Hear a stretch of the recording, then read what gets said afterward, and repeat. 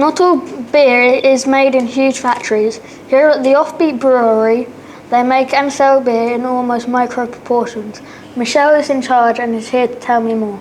How is your production different to large-scale production?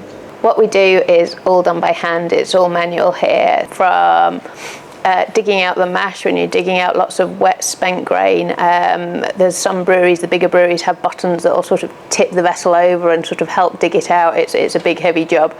To all the cleaning, everything's done by hand. So it's basically the same process. Brewing is basically a really easy process. To the left, you've got the hot liquor tank. This is basically a tank full of hot water.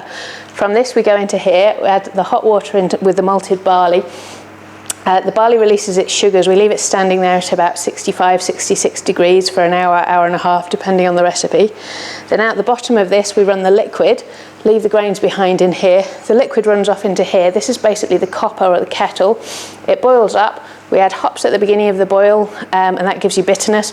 Hops at the end of the boil give you all sorts of fruity aromas, grapefruits and peaches and lemons and all sorts of citrus flavours. And that's basically it. It gets cooled down, transferred. We add yeast in the other room, leave it standing at about 20 degrees, and the yeast eats the sugar and creates alcohol and CO2. Does this produce a better product? I wouldn't go so far as to say that.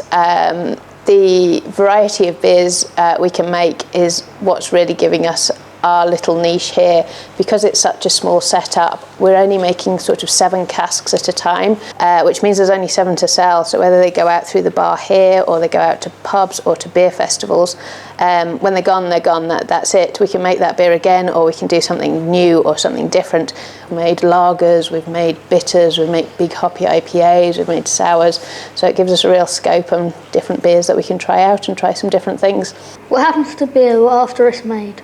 Most of what we make is actually sold through here, through the bar in one way or another. I'd say it's probably about 70 to 80%. We do obviously have open nights here at the bar, so it goes over the taps out in a pint glass and obviously gets drunk. We do some bottle beers that people can buy and take away. We do things for people's weddings as well, that they can have them as presents for their guests.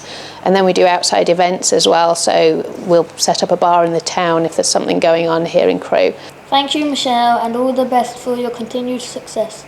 Back to the studio.